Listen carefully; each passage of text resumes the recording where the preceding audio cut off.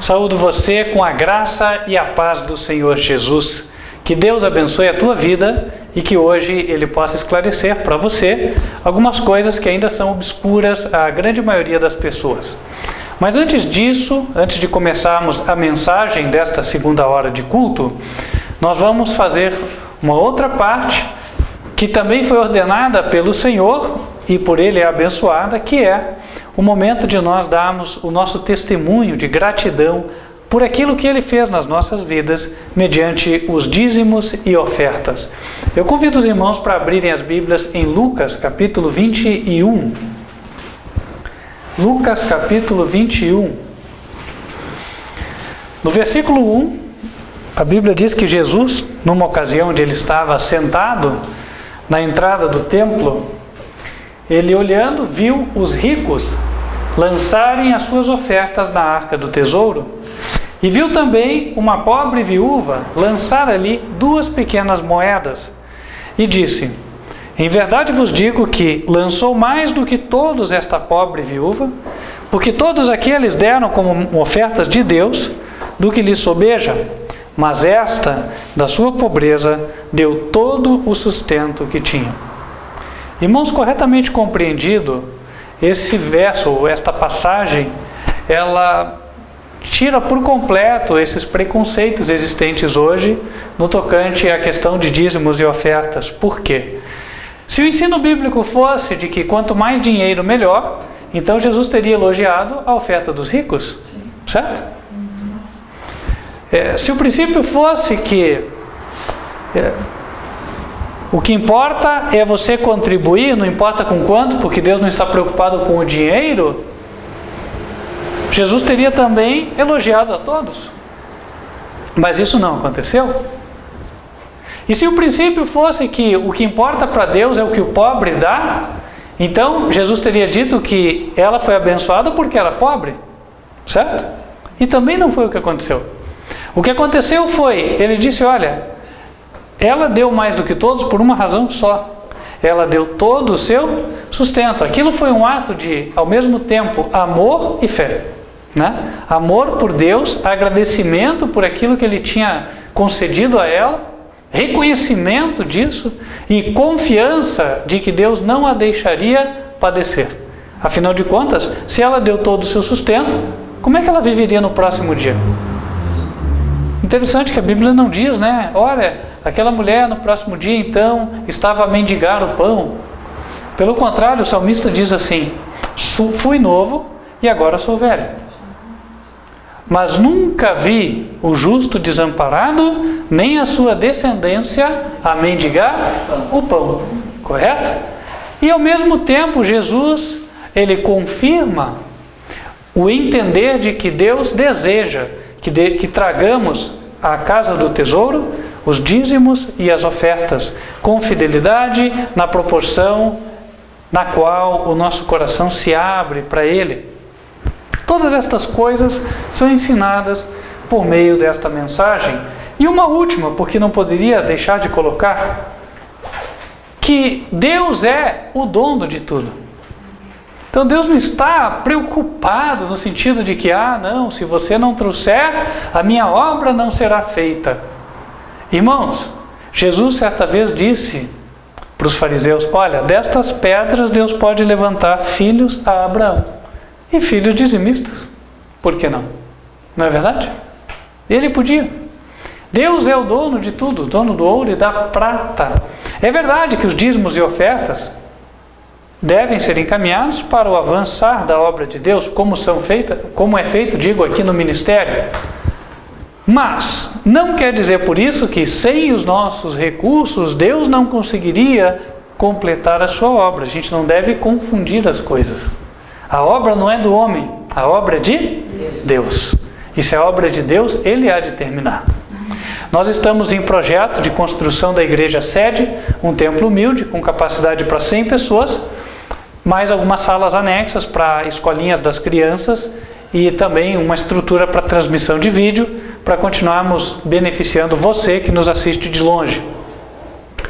Também estamos em pleno projeto para o envio de uma quantidade grande de folhetos para o continente africano, Esse projeto está em andamento, já estamos levantando aqui o que é necessário de informações. Também continuamos com o trabalho de evangelismo, tanto por meio dos folhetos, eu tenho aqui um deles, este que fala do juízo, é um folheto muito usado. Esses folhetos que são gratuitos, ficam à disposição de quem tem interesse de evangelizar. Pode solicitar, só paga o correio. E também custeamos missionários nos campos estrangeiros.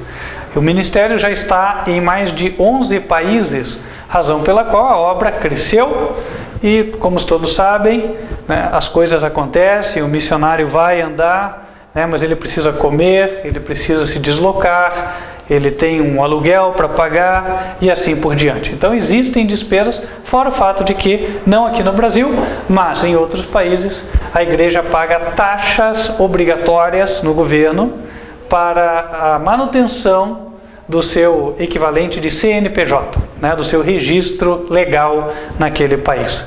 Então, por estes projetos, né, o recurso é necessário e para eles o recurso é enviado. Relembrando, nunca é demais eu dizer, que eu mesmo não tiro um centavo da obra para mim. Eu também sou dizimista e ofertante como vocês, embora pastor presidente do ministério. Nós estamos todos trabalhando em prol desta causa comum. E que possamos nós nos esvaziar, a fim de que a causa do Senhor avance e chegue a cumprir a missão que Ele tem. Amém? Vamos nos colocar em pé e vamos louvar a Deus enquanto aqueles que se prepararam poderão fazer as devoluções.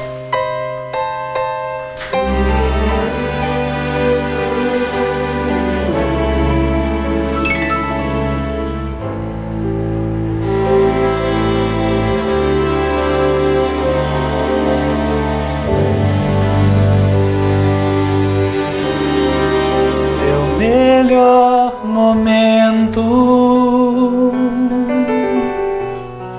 foi quando com Cristo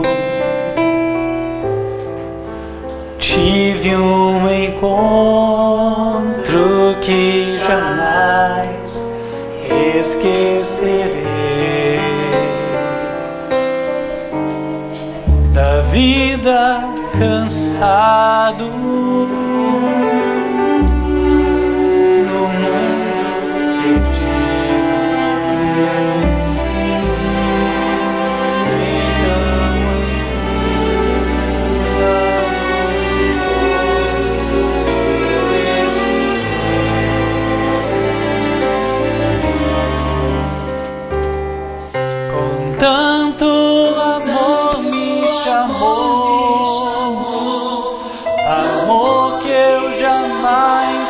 fiz por merecer, quando Ele me disse assim: vinde a mim, se estás cansado, eu te aliviarei.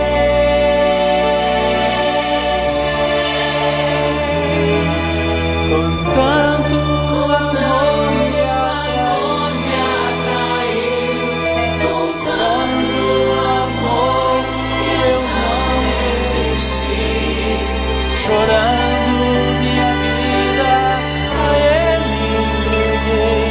Meu melhor momento foi quando o encontrei. Meu melhor momento. Vamos nos colocar de joelhos e falar com Deus.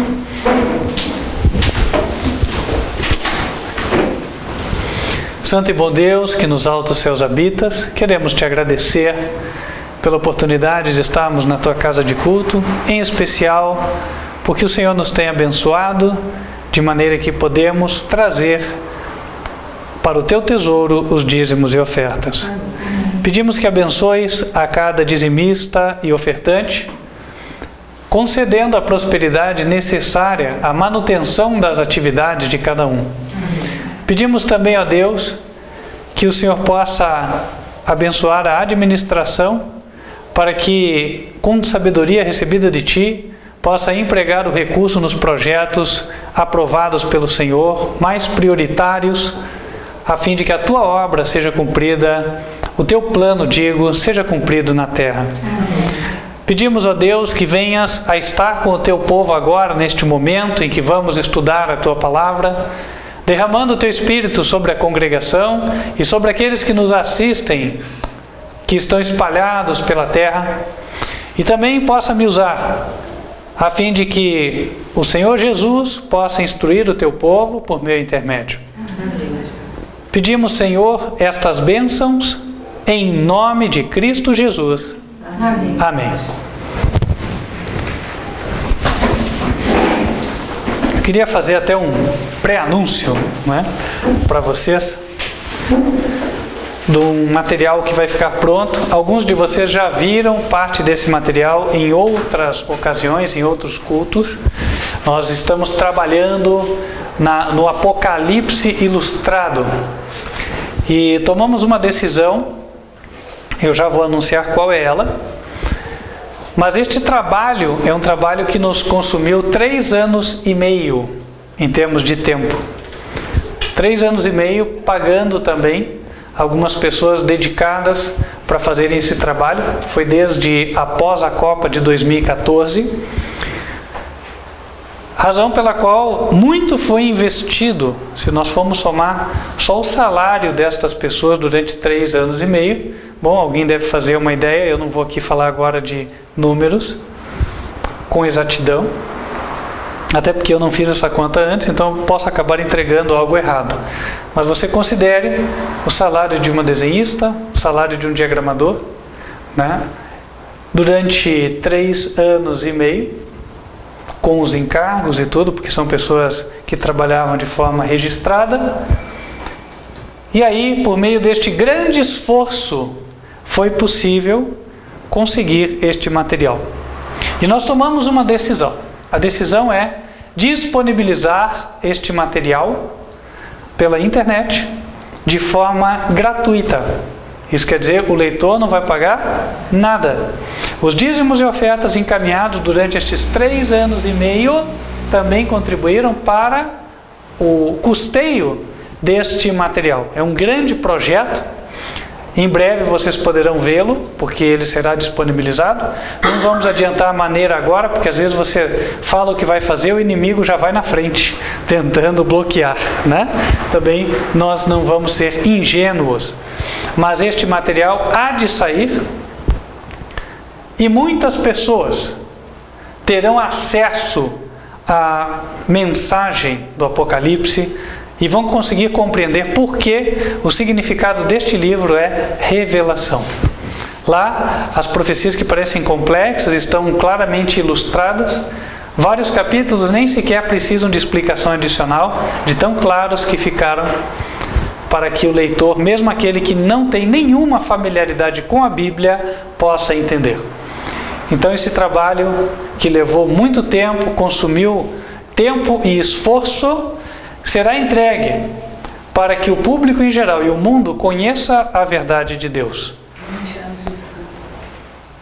Também lembrado, ali, naquele material, para a geração das imagens e uso dos símbolos que podem ser conectados nos diferentes capítulos, foi usado o conhecimento adquirido durante 20 anos de estudo do Apocalipse. Então acredito que você que vai assistir isso, que vai ter acesso a este material, vai ser beneficiado. A propósito, se você quer desde já, ficar na fila, por assim dizer, para poder receber este material gratuitamente, entre em contato conosco por WhatsApp. E aí, quando este material ficar pronto, nós poderemos encaminhá-lo para você. Tome nota do nosso WhatsApp. DDD primeiro, DDD 41, número 995098425. Repetindo, 41 995098425. Se você entende que este ministério está fazendo a obra de Deus e deseja encaminhar os seus dízimos e ofertas para Ele, para que continuemos com esta obra e possamos divulgar ainda mais a verdade e disponibilizar ainda mais o conteúdo que tantas pessoas precisam receber, entre em contato também por este número, 41 995 09 8425.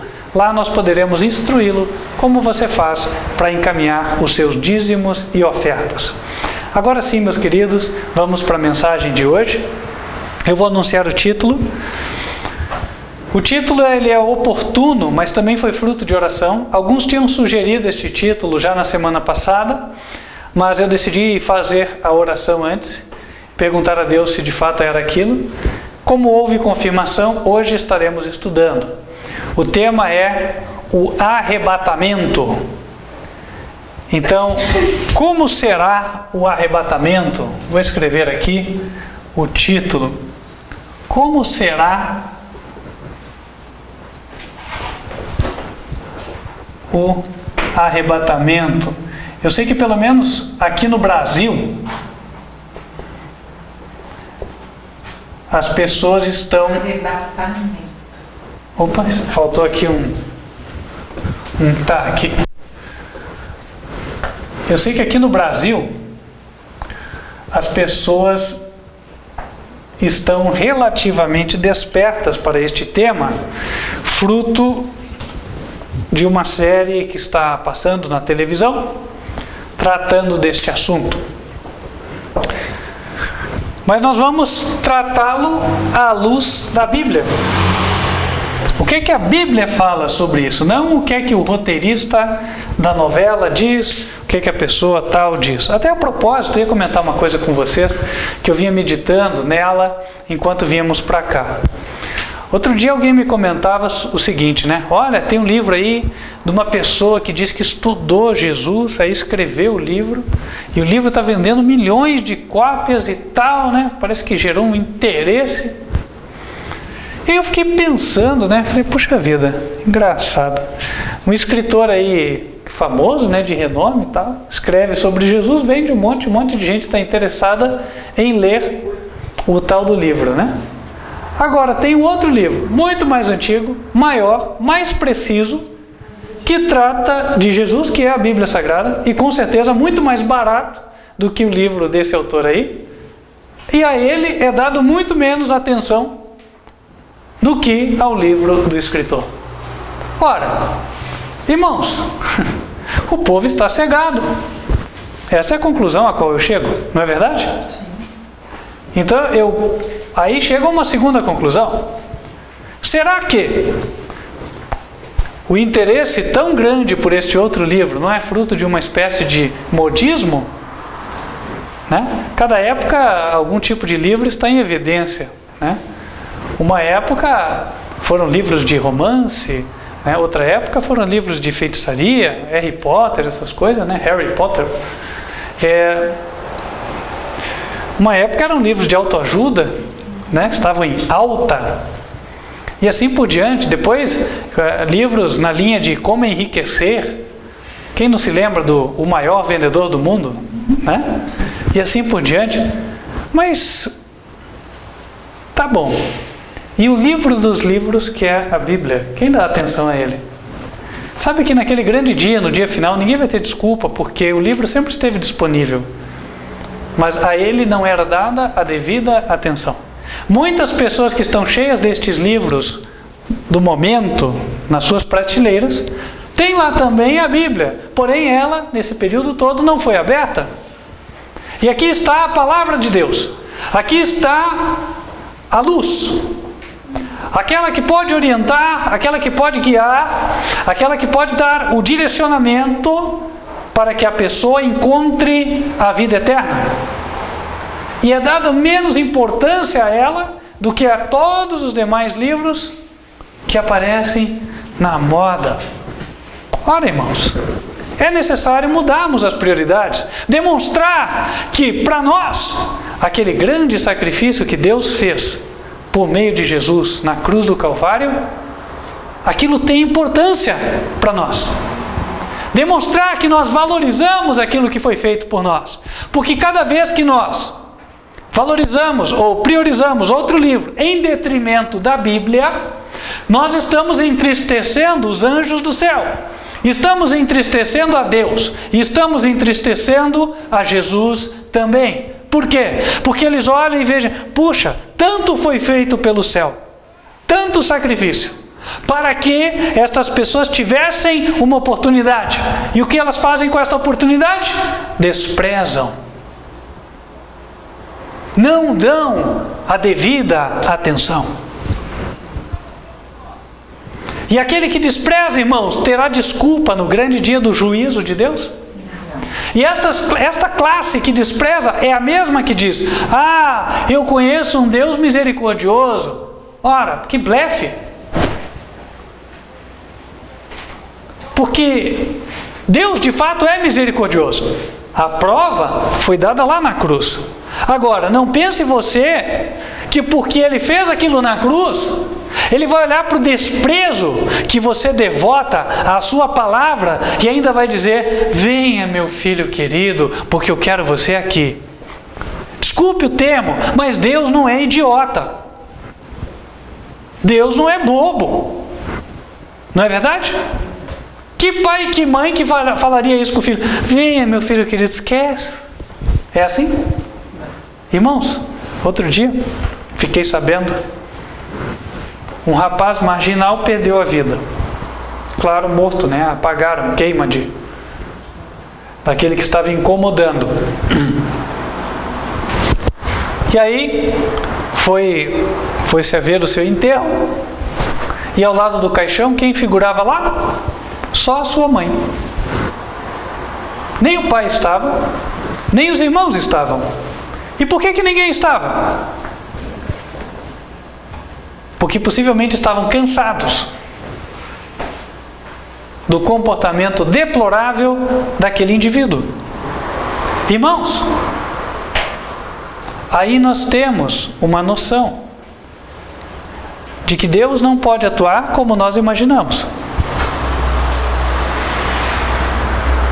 Posto isso, nós vamos abrir a Bíblia e estudar sobre o arrebatamento. Como será o arrebatamento? Bom, o que disseram até hoje, para nós não faz a mínima diferença, não importa. Tem várias teorias sobre o arrebatamento, não hei de comentar nenhuma delas, porque aqui eu vou ficar dando crédito a quem inventou, certo? Vou falar direto o que a Bíblia diz. Vamos lá para 1 Tessalonicenses, capítulo 4. 1 Tessalonicenses, capítulo 4, onde o apóstolo Paulo fala deste assunto.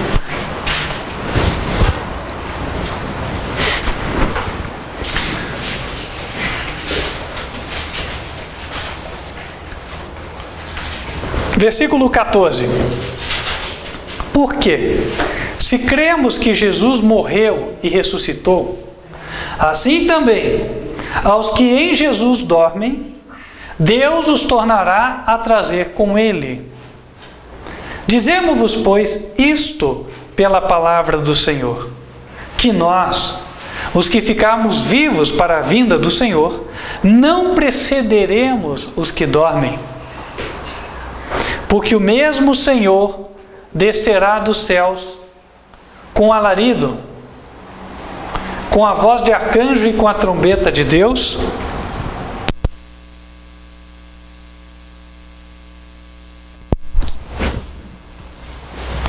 e os que morreram em Cristo ressuscitarão primeiro. Depois nós, os que ficarmos vivos, seremos arrebatados juntamente com eles nas nuvens, a encontrar o Senhor nos ares, e assim estaremos sempre com o Senhor. Então a Bíblia diz que ocorrerá uma sequência de eventos. Evento número 1. Jesus voltará, certo? Quando ele aparecer, então diz, os mortos em Cristo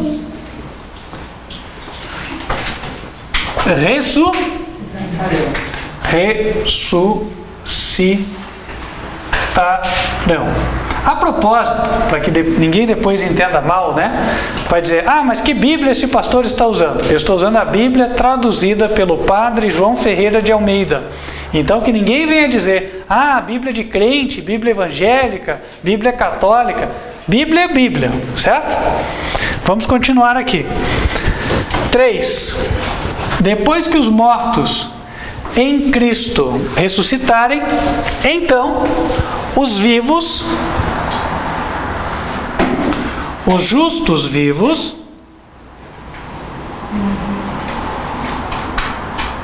serão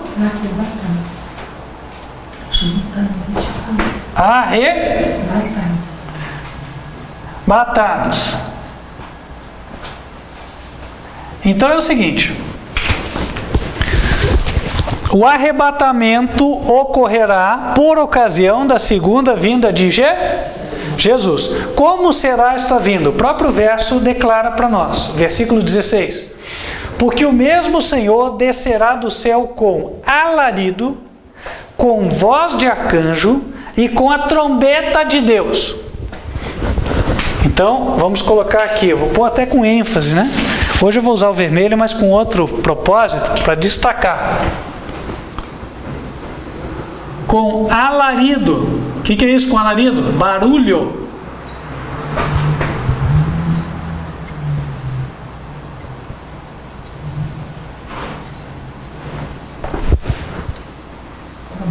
Com voz de arcanjo. Jesus vai falar alguma coisa. O que ele vai dizer? Despertai, despertai os que dormem no pó. Certo?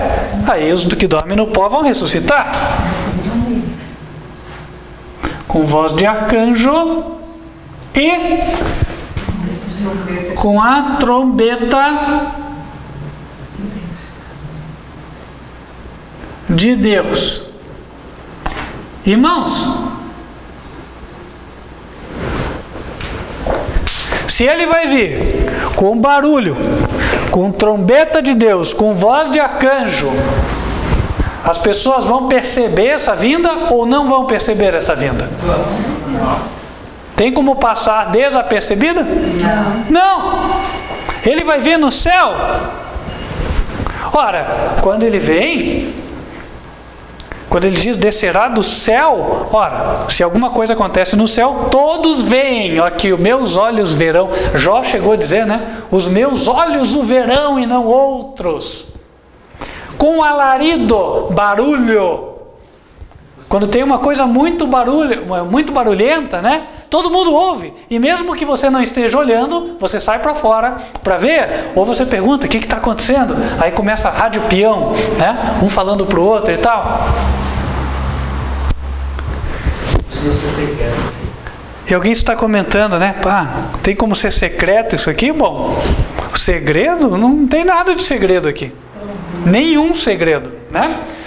Lá em Apocalipse, capítulo 1, no versículo 7,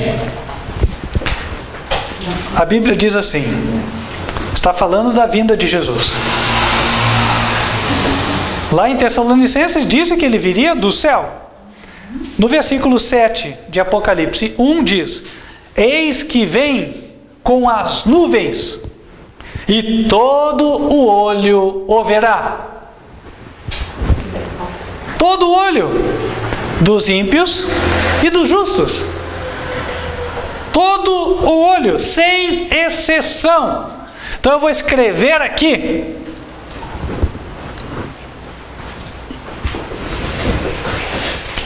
Aqui embaixo, ó. Todo o olho o verá. Uma vez eu estava junto com alguns pastores, né? Aí ouvi eles conversando, falando assim, de acordo com o que nós acreditamos, o arrebatamento será secreto. Bom, mas eu vi que ele falou na sua sinceridade, é o que ele aprendeu. Tudo bem, respeito. Eu tenho que respeitar aquilo que os outros aprenderam. Agora, eu também tenho a mesma obrigação de dizer que o que eles aprenderam à luz da Bíblia é errado. Posto que nós estamos vendo aqui, o que a Bíblia revela é exatamente o contrário. A vinda dele será com barulho, com música, com voz, e todo o olho o verá. Ele aparecerá no céu. Ele vem com as nuvens. As nuvens são secretas? Não. As nuvens ficam escondidas de forma que ninguém consegue ver. Pelo contrário, né? Mesmo em dia em que o sol não aparece, as nuvens aparecem, estão lá. E você consegue enxergar. O arrebatamento, portanto, meus queridos irmãos, será desta forma que vocês estão vendo aqui. O que eu estou pondo no quadro nada mais é do que a cópia do que lemos na Bíblia. Certo? Vamos abrir em Mateus, capítulo 24. Agora, quando o arrebatamento vai acontecer em relação à tribulação? Porque aqui já está claro que o arrebatamento vai ocorrer por ocasião da vinda de Jesus, da segunda vinda dele à terra. Esta vinda que será pessoal, visível e com grande barulho, grande alarido e música. Agora, vamos falar sobre a ordem deste evento em relação à grande tribulação. A Bíblia fala que haverá um tempo de angústia muito grande. Mateus capítulo 24, versículos 19 em diante. Mas ai das grávidas e das que amamentarem naqueles dias, e orai para que a vossa fuga não aconteça no inverno nem no sábado. Jesus está falando que eles deviam orar para que a fuga deles não acontecesse no inverno nem no sábado. Jesus está falando com quem aqui, irmãos? Vamos ver? Com quem que ele está falando? Será que ele está falando com os ímpios? Ímpios oram? Não. Ele está falando com justos, certo? Porque os justos oram. Versículo 1. E quando Jesus ia saindo do templo, aproximaram-se dele os seus discípulos para lhe mostrarem a estrutura do templo. Jesus, porém, lhes disse: não vedes tudo isto? Em verdade vos digo que não ficará aqui pedra sobre pedra que não seja derribada. E, estando assentado no Monte das Oliveiras, chegaram-se a ele os seus discípulos, em particular, dizendo: dize-nos, quando serão essas coisas? E que sinal haverá da tua vinda e do fim do mundo? E Jesus, respondendo, disse-lhes: acautelai-vos que ninguém vos engane, etc, etc. Então Jesus estava falando com os seus discípulos. Daí, no verso 20, que nós já tínhamos lido, ele disse para os discípulos: orai para que a vossa fuga não aconteça no inverno nem no sábado. Jesus está falando de um tempo no qual os seus discípulos, os seus servos, os justos, terão de fugir. Qual tempo será esse? O tempo de fuga. Versículo 21. Porque haverá então grande aflição, como nunca houve, desde o princípio do mundo até agora, nem tampouco haverá jamais. Oi, irmãos, mas claro, não sei como. Quando houver esta grande aflição aqui, os justos vão estar fugindo ou não vão estar? Então, que história é essa de que os justos já estarão no céu? Jesus falou claramente aqui para os seus discípulos, falou para eles: olha, vocês fujam, porque haverá uma grande aflição na terra, fujam. E continua, olha lá, versículo 23. Então, se alguém vos disser para vocês: eis que o Cristo está aqui ou ali, não lhes deis crédito. Jesus já voltou a esta altura? Não, estão aparecendo os falsos cristos. E eles estão na terra, porque Jesus falou, olha, quando tiver a grande tribulação, você vai estar lá, fugindo, daqui para lá, de lá para lá, e de lá para lá, porque você não quer que o ímpio pegue você e te ponha na cadeia, ou te mate, então você vai estar fugindo, e aí pode aparecer alguém e falar, olha, Jesus apareceu, está em tal lugar. E o que Jesus falou? Não dê crédito. Interessante isso. Por quê? Se alguém me diz, Jesus está na sala, essa vinda é secreta, porque não é todo mundo que vê, certo? Então a tal da vinda secreta de Jesus é a falsa, não é a verdadeira. Certo? É a falsa. Eu vou estar fugindo como um justo, vocês também. Estamos fugindo dos perseguidores. E de repente alguém diz, olha, Jesus apareceu. Aonde? Está dentro do shopping ali. É o falso. A vinda secreta, uma vinda de Cristo onde nem todo olho o veja, é uma vinda falsa. É a vinda do falso Cristo. Versículo 24. Porque surgirão falsos cristos e falsos profetas e farão tão grandes sinais e prodígios que, se possível fora, enganariam até os escolhidos. Eis que eu vos tenho predito, disse Jesus. Está claro. Não é verdade? Clareza meridiana, como dizem alguns. Ou, na linguagem popular, mais claro que nariz, né? Mais na cara do que o nariz. 26. Portanto, se vos disserem, eis que ele está no deserto, não saiais. Ou, eis que ele está no interior da casa, não acrediteis. Nós estaremos sendo perseguidos, estaremos aqui na terra, no meio desse grande tempo de tribulação. Está aqui, é o que ele disse. Tudo isso que ele está falando para os seus discípulos. Olha, vocês vão passar por isso. Então que história é essa? De que, não, na tribulação não estaremos aqui. Quem que não vai estar aqui na tribulação? Só quem morreu. Porque a Bíblia não fala que o ímpio vai. A Bíblia não diz que o ímpio é arrebatado antes da tribulação. Ninguém prega isso aí. Então nem preciso argumentar contra, certo? Há quem diga que o justo é levado antes da tribulação, mas aqui não diz. Jesus falou para os seus discípulos, vocês vão passar, orem inclusive para que o tempo em que vocês vão fugir não ocorra no sábado, porque vocês têm que estar guardando o sábado. Está aí mais uma evidência. Olha quem fala que a lei caiu na cruz, que o sábado não é mais o dia de repouso. Como é que então no tempo do fim, Jesus falou, orem para que a fuga de vocês não seja no sábado? E também, orem para que a fuga de vocês não seja no inverno. Tem gente que fala assim, né? Mas como? Se for inverno aqui, no hemisfério sul, vai ser verão lá na Europa, nos Estados Unidos. E se for inverno lá, vai ser verão aqui. Então, em outras palavras, alguém vai se dar mal. Não, não é assim. Quando ele fala para que a fuga não seja no inverno, nós temos que entender uma coisa. Ontem nós estávamos assistindo um documentário sobre os vulcões. E quando o vulcão explode, né, ele entra em erupção, ele lança muita fumaça para o céu. E essa fumaça vai se dispersando e, a depender da quantidade que ele lança no céu, realmente aquela fumaça escurece os céus de tal forma que o dia se transforma em noite. E como era dito no documentário, isso provoca um efeito inverno, porque a terra esfria.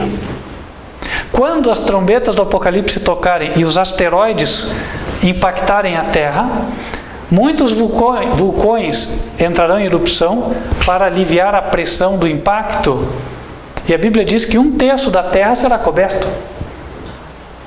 Então quando ele fala, orai para que a vossa fuga não seja no inverno, orem para que vocês não tenham que fugir depois do impacto do asteroide, porque vai ser difícil. Vai estar muito frio lá. E não é só em uma parte do mundo, será em várias. Não é só em um hemisfério, poderá ser nos 2 hemisférios.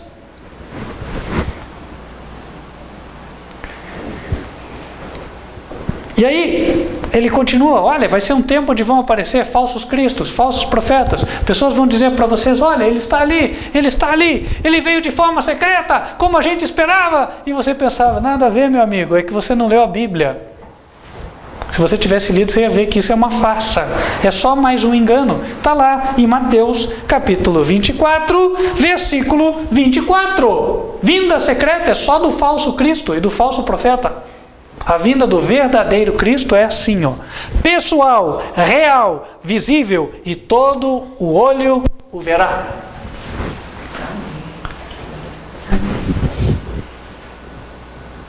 Versículo 27.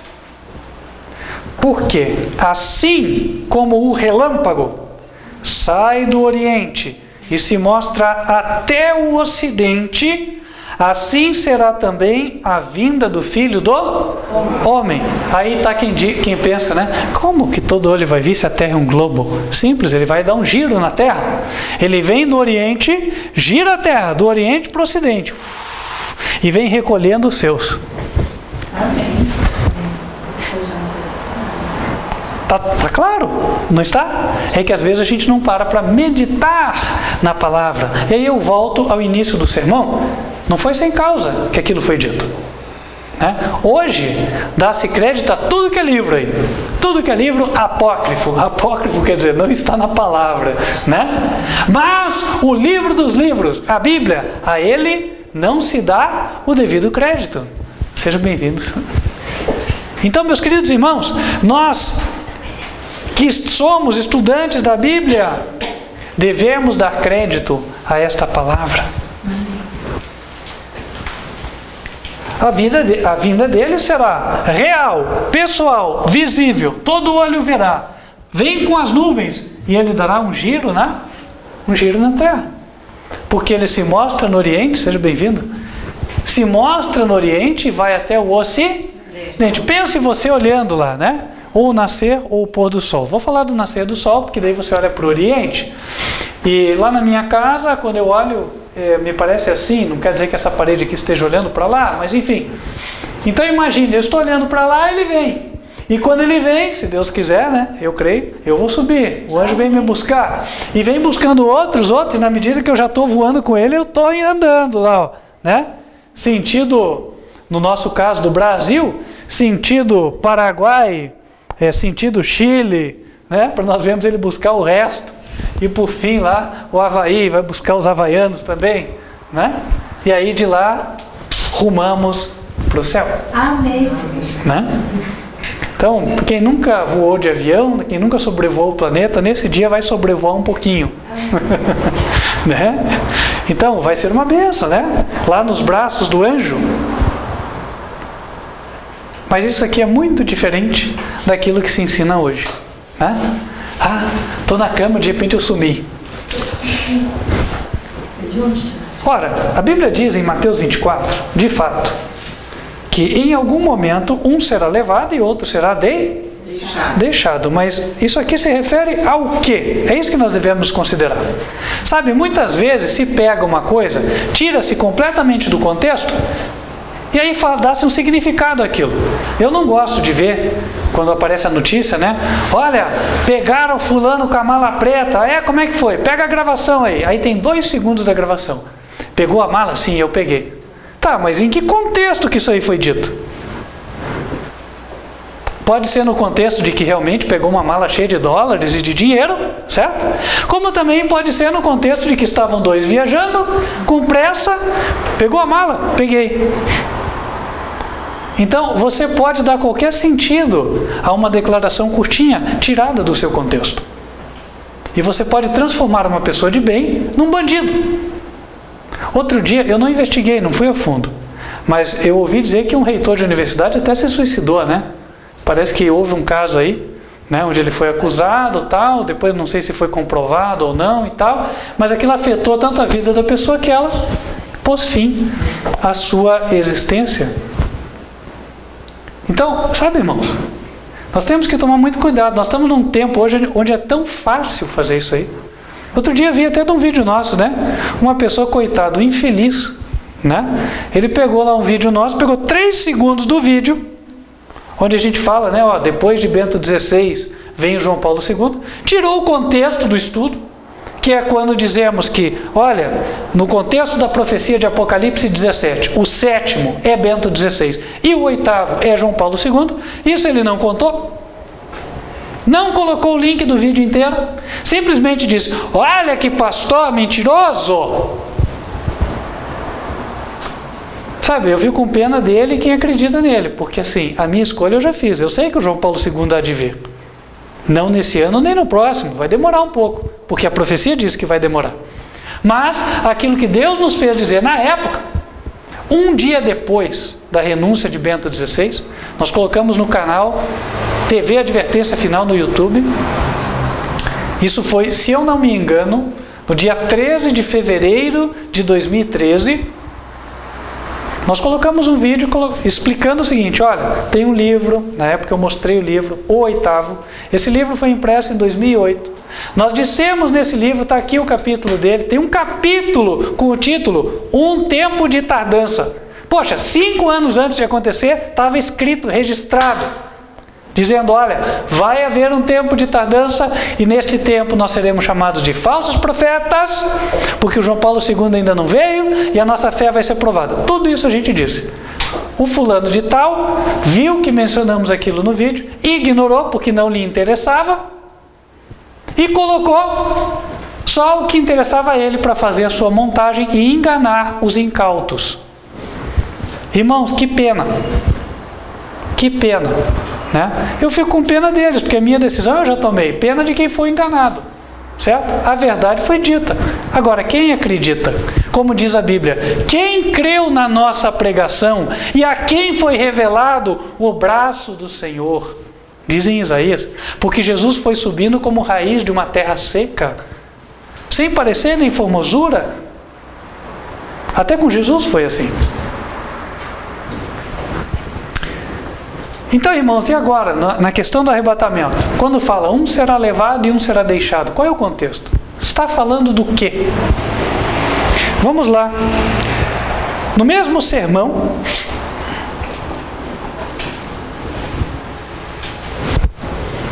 inclusive é interessante, quem nunca leu esse sermão, ler, em Mateus 24, versículos 36 em diante. Aliás, antes de eu ler aquilo, eu quero começar a leitura desde o 29, porque já ajuda a esclarecer também, tá? 29. E logo depois, logo depois, não é antes. Logo depois da aflição daqueles dias, o sol escurecerá, e a lua não dará a sua luz, e as estrelas cairão do céu, e as potências do céu serão abaladas. Então aparecerá no céu o sinal do Filho do Homem, e todas as tribos da terra se lamentarão e verão o Filho do Homem vindo sobre as nuvens do céu com poder e grande glória. E ele enviará os seus anjos com rijo clamor de trombeta, os quais ajuntarão os seus escolhidos, desde os 4 ventos, de uma a outra extremidade dos céus. Irmãos, aqui diz claro, depois da aflição daqueles dias, depois, não é antes. Depois, então, ele virá, e os escolhidos serão ajuntados. O arrebatamento será aí. E durante a grande tribulação, como a gente já leu, lá nos versículos 20 e 21, os santos estarão na terra, fugindo dos ímpios. Por isso que ele disse, orai para que a vossa fuga não ocorra nem no sábado, nem no inverno. Avançando, versículo 32. Agora Jesus vai fechando essa explicação. Aprendei, pois, esta parábola da figueira. Quando já os seus ramos se tornam tenros e brotam folhas, sabeis que está próximo o verão. Igualmente, quando vides todas essas coisas, sabei que ele está próximo às portas. Em verdade vos digo que não passará esta geração sem que todas estas coisas aconteçam. O céu e a terra passarão, mas as minhas palavras não hão de passar. Fim de discurso. Interessante a gente entender isso. Até quem traduziu a Bíblia entendeu também por quê. Desse verso que nós lemos para o próximo, colocaram até um subtítulo, não é assim? O sermão continua, exortação à vigilância. Então, quem leu e traduziu, entendeu que aqui Jesus, né, não é só deu uma pausa, mas ele começou a abordar outras questões. Exortação à vigilância, ele diz aqui. Verso 36. Porém, daquele dia e hora ninguém sabe, nem os anjos do céu, nem o Filho, mas unicamente meu Pai. E como foi nos dias de Noé, assim será também a vinda do Filho do Homem. Porquanto, assim como nos dias anteriores ao dilúvio, comiam, bebiam, casavam e davam-se em casamento, até o dia em que Noé entrou na arca e não o perceberam, até que veio o dilúvio e o levou a todos, assim será também a vinda do Filho do Homem. Interessante, né? Jesus terminou de falar da sua segunda vinda, do arrebatamento, aí ele fechou dizendo, as minhas palavras não vão passar. Agora, ele começa a exortar a vigilância, e ele introduz um outro tema, e aí é que as pessoas escorregam no entendimento. Qual é o tema que ele introduziu? Vamos começar a analisar? Vou apagar um pouquinho aqui, porque daí dá a oportunidade da gente escrever. Primeiro ele diz, daquele dia e hora ninguém sabe. Então, não adianta especular, né, qual é o dia da vinda, qual é a hora. Não disse nada com respeito ao mês e o ano. Esses são conhecidos desde muito. Basta analisar o cerimonial que Deus deu lá na época de Moisés. Mas hoje este não é o assunto. Agora,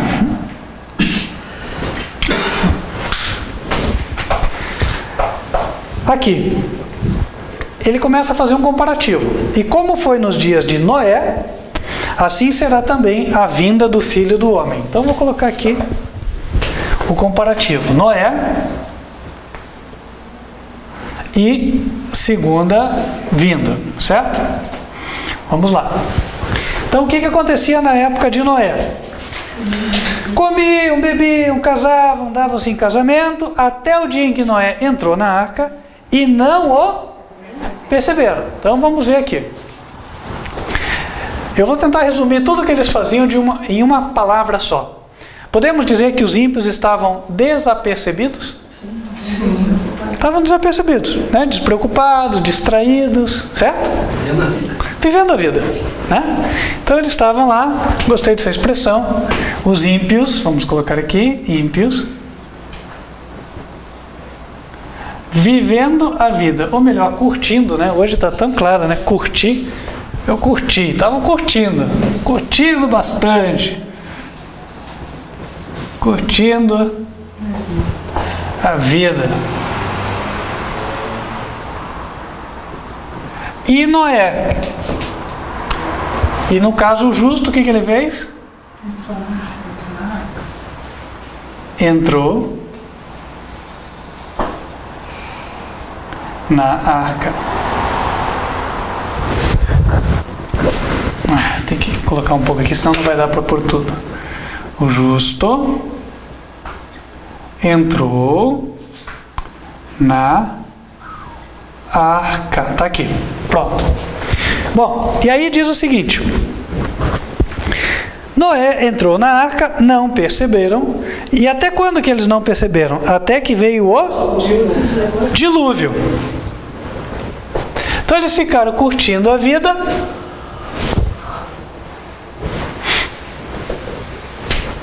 E aí vamos colocar aqui, né? O dilúvio. Vamos ver onde é que entra o dilúvio? O dilúvio pode ser aqui. Vai ser aqui, o dilúvio, aqui embaixo. O dilúvio. Aconteceu o dilúvio. E aí o que aconteceu com os ímpios?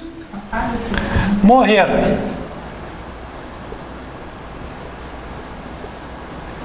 E os justos foram preservados. Certo? Até aqui, tudo bem. Daí diz, assim será também a vinda do Filho do Homem. Então, Estando 2 no campo,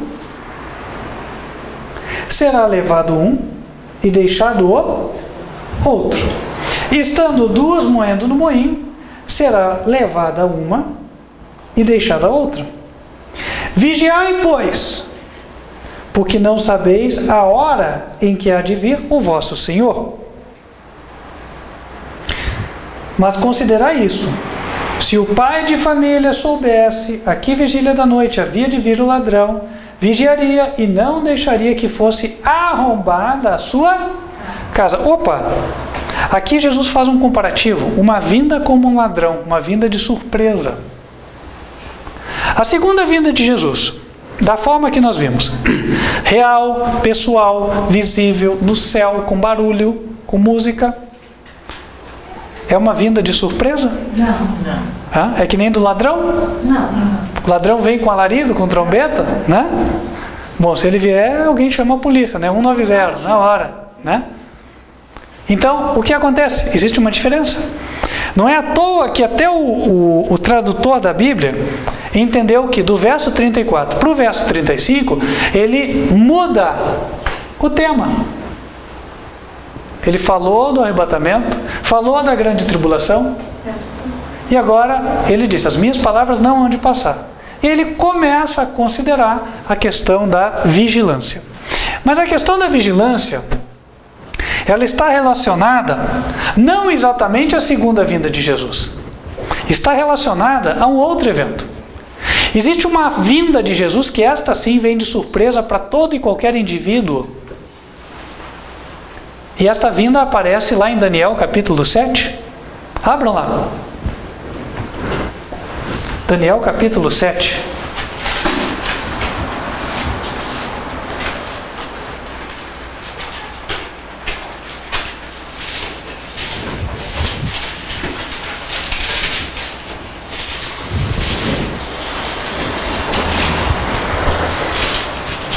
Versículo 10. Perdão, 9. Daniel 7, verso 9. E continuei olhando, até que foram postos uns tronos, e um ancião de dias se assentou. A sua veste era branca como a neve, e o cabelo da sua cabeça como limpa lã. O seu trono, chamas de fogo, e as rodas dele, fogo ardente. Um rio de fogo manava e saía de diante dele. Milhares de milhares o serviam, e milhões de milhões estavam diante dele. Assentou-se o juízo, e abriram-se os livros. Lá no céu aconteceu alguma coisa.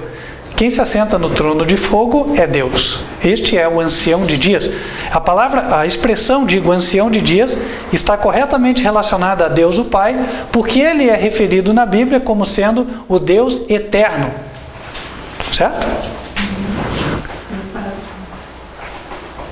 Aí é dito que assentou-se o juízo. Tem versões da Bíblia que dizem assentou-se o tribunal.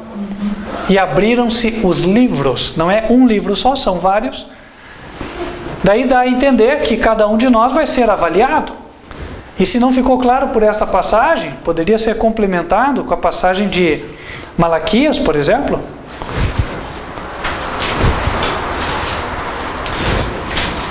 Em Malaquias,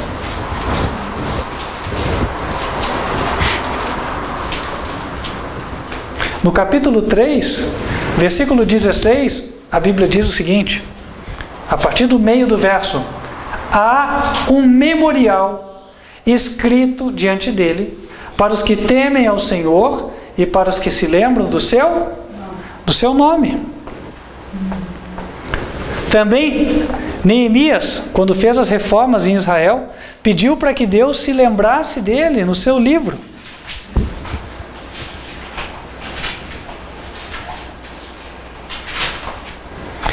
Livro de Neemias, eu sei que é um livro não muito lido, né?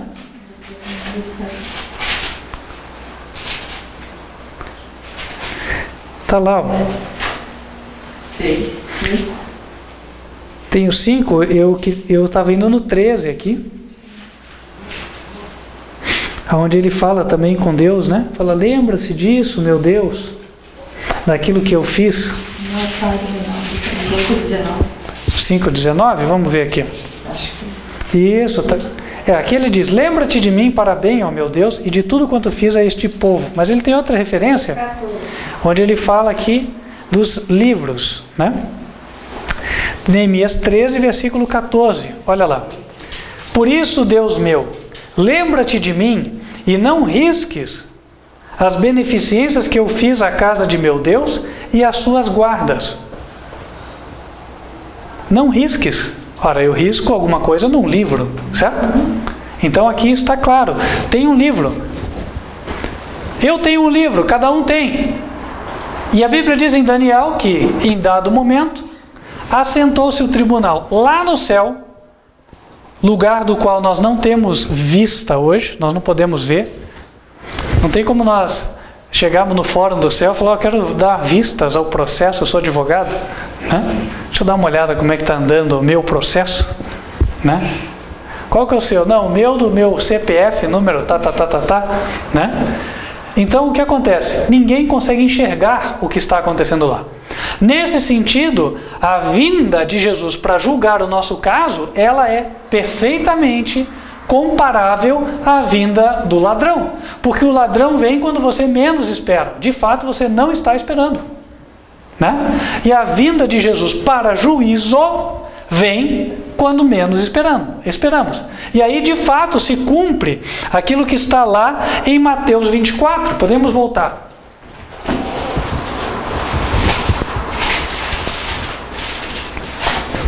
Mateus 24, versículo 40. Então, estando dois no campo, será levado um e deixado o outro. Se fosse de fato um levado e o outro ficado sozinho, ele ia perceber. Ia perceber ou não ia? Ô José, cadê você? Né? O José sumiu. Né? Agora, depois de Jesus falar aqui de um será levado e outro será deixado, logo em seguida, no 42 ele diz, vigiai, porque não sabeis a hora em que há de vir o vosso Senhor. E no outro, no 43, ele compara a vinda como a vinda de um ladrão. Então, puxa, não é assim, estou vendo a outra, foi, eu não fui. Estão dois lá, nas suas atividades, é isso que ele quer dizer. Os dois estão nas suas atividades, no mesmo ambiente de trabalho. Só que o nome dos dois passou em revista no juízo do céu, e um foi aprovado, enquanto o outro foi reprovado. Um foi justificado e o outro foi condenado. Estarão duas moendo no moinho, será levada uma e deixada a outra. Quem sabe uma era justa, pia, temente a Deus, e a outra era paroleira, fofoqueira, né? Nunca se arrependeu. Exemplo, né? E acontece às vezes de estarem duas juntas, né, lavando roupa, uma é a fofoqueira e a outra é a quieta. Acontece ou não acontece? Né? Então é um exemplo, né? Então, voltando aqui, na segunda vinda. Na época da segunda vinda, que no caso é para juízo. Agora a gente esclarece. Vinda para juízo.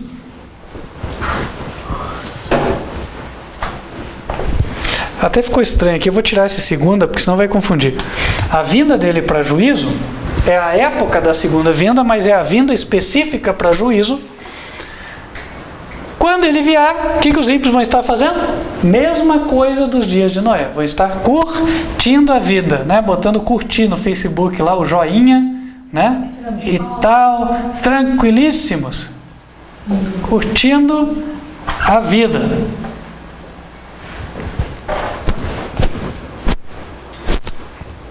E os justos, o que vão estar fazendo?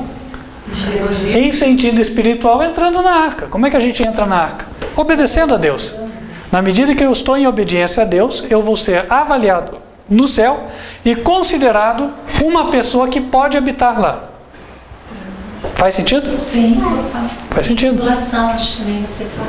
É errado o que eu tô falando? Não, não está errado, né? E estaremos vivendo as nossas dificuldades aqui na Terra? Claro, né? Agora, quer dizer que o juízo é só lá na tribulação? Daí não. Ou seja, hoje já está ocorrendo o juízo. Por quê? O resultado do juízo, quem determina somos nós mesmos. Uma coisa que se confunde, o juízo de Deus não é o dia que Deus ficou bravo e que nem o Thor lá do gibi, né? Mete o martelo, nada a ver com isso. Na verdade, o juízo é Deus confirmar o que a gente escolheu. Entenderam? Deus confirmar o que nós escolhemos, né? Então Ele espera até nós formarmos definitivamente o nosso caráter, mediante as nossas escolhas diárias. Fruto disso, Ele vai poder dizer, bom, esse aqui é o que Ele queria mesmo, ir para o céu, e a gente recebe porque Ele está pronto. Esse aqui não queria, deu todas as evidências que Ele não quer, então esse aí vai para o lugar que Ele quis, para o inferno mesmo, vai queimar no lago de fogo e vai morrer. Né? Entendem? Então, o que acontece, gente? O juízo de Deus, o juízo do céu, eu posso dizer que ele é um juízo confirmatório. Vai só confirmar a escolha que eu mesmo já fiz. No fim, eu é que decido o meu destino. Não é Deus. Deus, o que Ele fez foi trabalhar para que eu pudesse ter o melhor destino possível. Então, os ímpios vão estar lá curtindo a vida, e os justos, enquanto isso, estarão sendo justificados no céu. Justificados no juízo. E os ímpios curtindo a vida vão ser o quê? Vão ficar condenados. Em que sentido? Lá em João, Evangelho de João, capítulo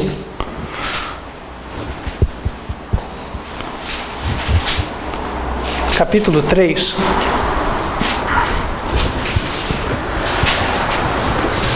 versículos 17 a 19, a Bíblia diz assim: porque Deus enviou o seu Filho ao mundo, não para que condenasse o mundo, mas para que o mundo fosse salvo por ele. Quem nele crê não é condenado, mas quem não crê já está condenado, porquanto não crê no nome do unigênito Filho de Deus. Para deixar isso mais claro, porque se parasse aqui, né, a pessoa ia falar, não, mas o dia que o pastor chamou na igreja, eu fui lá, levantei a mão, tal, falei que eu aceitava Jesus, recebi a unção do óleo de Israel e tal, né? Não, eu estou falando, gente, mas a gente sabe que isso aí é corrente, hoje em dia acontece mesmo, e não é nenhum nem dois casos, são muitos, né? Versículo 19: a condenação é esta, que a luz veio ao mundo, e os homens, o que eles fizeram com a luz? Se interessaram por ela? Não. Procuraram estudar? Procuraram entender? Nada. Os homens amaram mais as trevas do que a luz. O mais importante era o carnaval, era o jogo do Corinthians, né? Era a viagem, era a promoção, né? Não importa trabalhar no sábado um dia só, desde que eu garanta mais um dinheirinho no bolso. Os homens amaram mais as trevas do que a luz. E ponto final. Porque suas obras eram más, é assim que Deus avalia. Irmãos, ou eu amo a Deus, ou eu amo o mundo. Não tem meio termo. Ou eu amo a um e odeio a outro, ou vice-versa. Não tem meio termo. Não haverá muro. Ninguém vai ficar em cima do muro. Temos uma chance de salvação. Foi comprada a preço infinito pelo sacrifício do sangue de Jesus. E se nós valorizarmos isso que Deus fez por nós, seremos salvos. Porque priorizaremos o que é de Deus. Priorizaremos fazer a sua vontade. Então não temos por que temer com respeito à nossa salvação. Seremos salvos. Porque se a luz veio e nós recebemos a luz, e nós estamos buscando andar na luz, nós somos da luz. Amém. Versículo 20. Porque todo aquele que faz o mal aborrece a luz, e não vem para a luz, para que as suas obras não sejam reprovadas. Mas quem pratica a verdade vem para a luz, a fim de que as suas obras sejam manifestas, porque feitas em Deus. Você não precisa ter medo com respeito à sua salvação, se você anda na luz. Busque a verdade, busque andar na luz, e não tenha medo. Nós não fomos criados por Deus para vivermos com medo, mas sim para andarmos descansados nele. Quem tem medo é quem não obedece. Quem tem medo é quem gosta de agradar a si mesmo, fazer a sua própria vontade. Este sempre vai ter medo. Mas o perfeito amor a Deus lança fora o temor. Então, vem o juízo. Lá no céu é determinado uma coisa para um, outra para outro. E esse juízo é comparado à vinda do ladrão como ladrão. A vinda do ladrão. Por quê? Porque ninguém espera. Eu não sei quando o meu nome passa lá. Eu sei que se eu a cada dia decidir por Jesus, vou estar garantido. E isso basta. Não é verdade? É isso. Agora, os ímpios, não.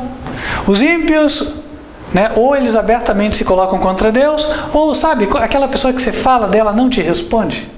Ela deixa para amanhã. E para amanhã. E para amanhã e de amanhã, fica que nem aquele comerciante que tinha a plaquinha aqui atrás, fiado, só amanhã. Ou seja, nunca. O amanhã nunca chega. E aí são condenados. Porque quem não crê já está condenado. Os justos entraram na arca. E aí quando veio o dilúvio, os ímpios, o que aconteceu com eles? Morreram. Agora, o dilúvio é comparado ao quê? Quando Jesus vier aqui pela segunda vez à terra, a Bíblia diz que então Jesus virá e vai destruir a terra. É isso? Não. A Bíblia diz que Jesus vai arrebatar os seus escolhidos. Aí vai levá-los, vão ficar 1000 anos no céu. Então, aqui compararemos o dilúvio. Aqui está mais uma evidência de que esse comparativo não se refere à segunda vinda de Jesus. Se refere a outra coisa. O dilúvio, o tempo no qual os ímpios vão ser destruídos. Qual é o tempo no qual os ímpios vão ser destruídos? Na época final. Depois dos 1000 anos. Os ímpios estão inadvertidos, de repente alguma coisa vem e os destrói, sem que eles esperassem. As 7 pragas do Apocalipse, meus irmãos. A ira de Deus sendo derramada. Abram lá em Apocalipse.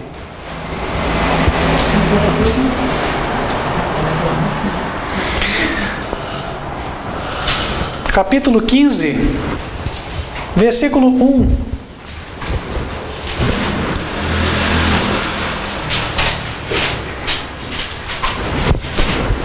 E vi outro grande e admirável sinal no céu. 7 anjos que tinham as 7 últimas pragas, porque nelas é consumada a ira de Deus. Mas daí você fala, esse pastor tirou o verso assim, da cartola, Agora esse verso serve para o sermão dele, então ele usou. Não tem nada a ver. Entendido na ordem dos eventos do Apocalipse, vai ficar claro o que nós dissemos há pouco. Querem ver? O capítulo anterior a esse é o 14. São os versos que estão logo antes. Ok? No capítulo 14, versículo 6, nós vemos a narrativa da pregação do Evangelho ao mundo. Deus concedendo a oportunidade para quem quiser. Versículo 6. E vi outro anjo voar pelo meio do céu, e tinha o Evangelho eterno para o proclamar aos que habitam sobre a terra, e a toda nação, tribo, língua e povo. Foi dada a oportunidade. Evangelho pregado ao mundo inteiro. Toda nação, tribo, língua e povo. Quem quis aceitou, quem não quis, rejeitou.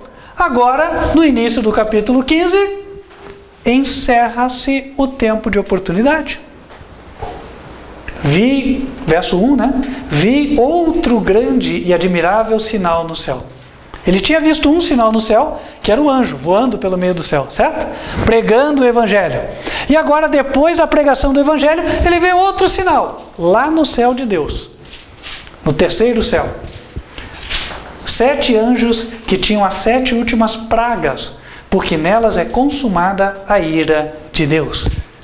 Capítulo 16, versículo 1.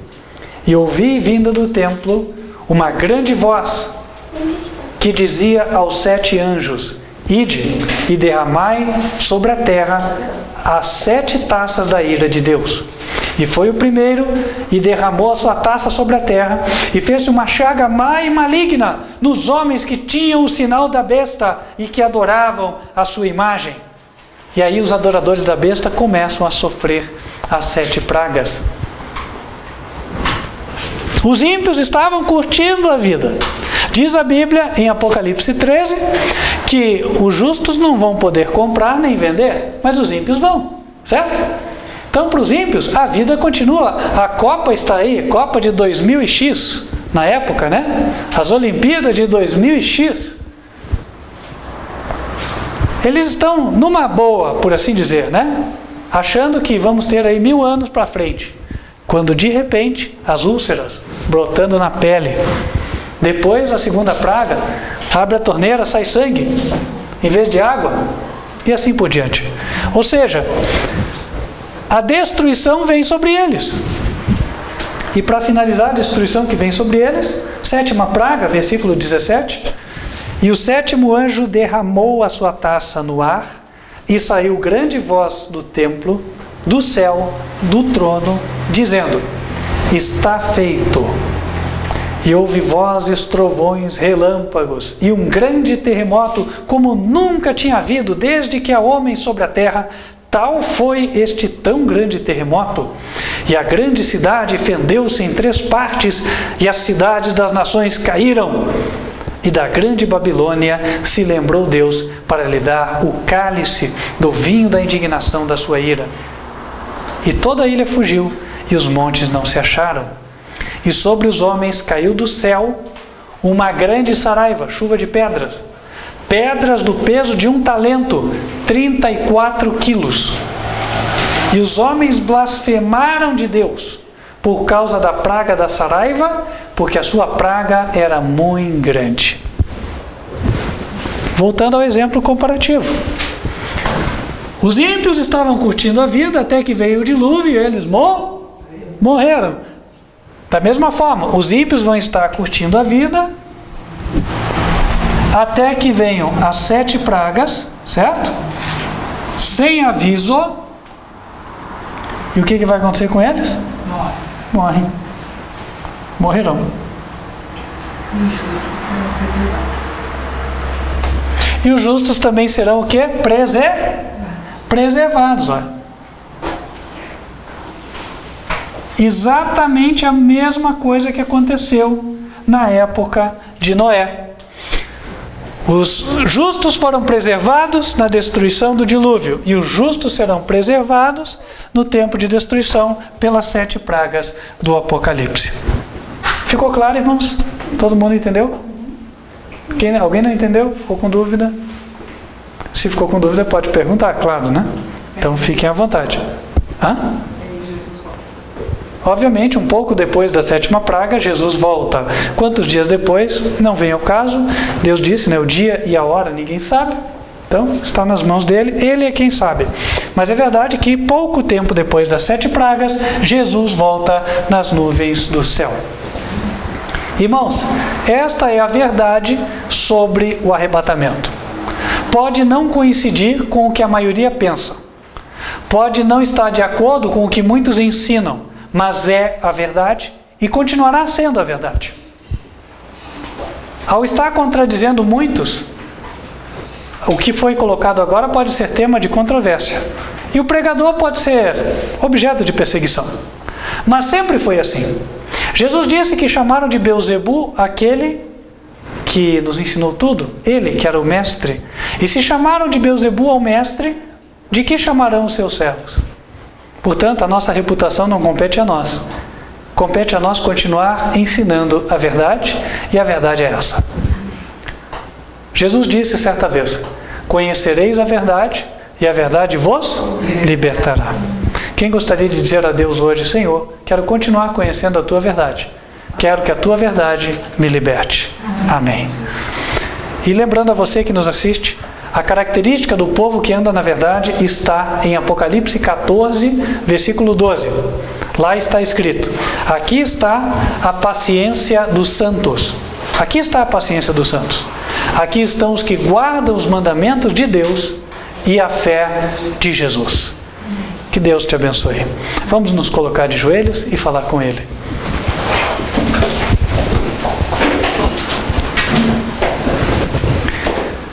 Santo e bom Deus, que nos altos céus habitas, queremos te agradecer porque na tua infinita misericórdia o Senhor proveu um plano maravilhoso para salvar a todos aqueles que valorizam o teu amor e o grande sacrifício feito pelo Senhor e pelo teu Filho em nosso favor.